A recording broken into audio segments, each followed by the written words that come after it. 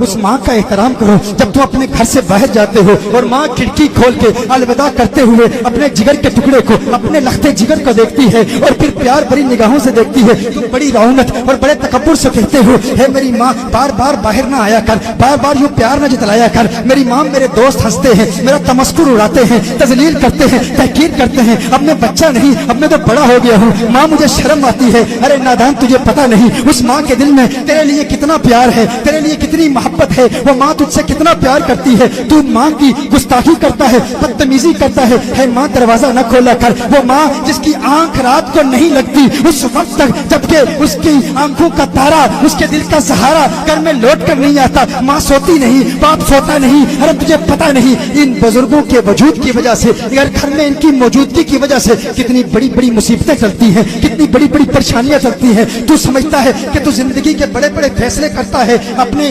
शऊर, अपने फहम, इल्म, आगही और इदराक की बुनियाद पर तू तरक्की हासिल कर रहा है, तू कामयाबी हासिल कर रहा है। नहीं, नादान इंसान जब अपने घर से जाता है, अपने लिविंग रूम में, अपने घर में, कमरे में उस बूढ़े बाप को छोड़ के चला जाता है, वो बड़ी हसरत, बड़ी निगाहों से देखता है, काश मेरा बेटा चंद लम्हे मेरे साथ गुजारता, काश मेरा बेटा चंद प्यार भरी बातें मुझसे करता। वो तुझसे कुछ नहीं चाहता। हर चंद के वक्त गुजरने के साथ साथ जब बाप बूढ़ा हो जाता है, जब उसकी उम्र ज्यादा हो जाती है, तो वो बचपन की बातें रिपीट करता है। वो चाहता है बातें करे, वो चाहता है कोई बातें सुने। कभी कभी उसकी बातें गैर माकूल भी होती हैं, कभी कभी उसकी बातें नामुनासिब भी होती हैं। कभी कभी तू जिंदगी के 10 साल उसकी वही बातें बार बार सुनता रहता है, थक जाता है। अरे क्या ये पुरानी बातें करता है? मैं तो बड़ा हो गया हूँ, मैं तो कामयाब शख्स हूँ, मैं तो बिजनेसमैन हूँ, मैं तो स्पोर्ट्समैन हूँ, मैं तो डॉक्टर हूँ, मैं तो इंजीनियर हूँ। है वालिद मोहतरम, किसी और वक्त तुझसे बात करूंगा, लेकिन तुझे पता नहीं। कभी तू कहता है, अरे मेरे तो मुकदमे चल रहे हैं, फुलां से जंग है, इस बाप बूढ़े की बातें,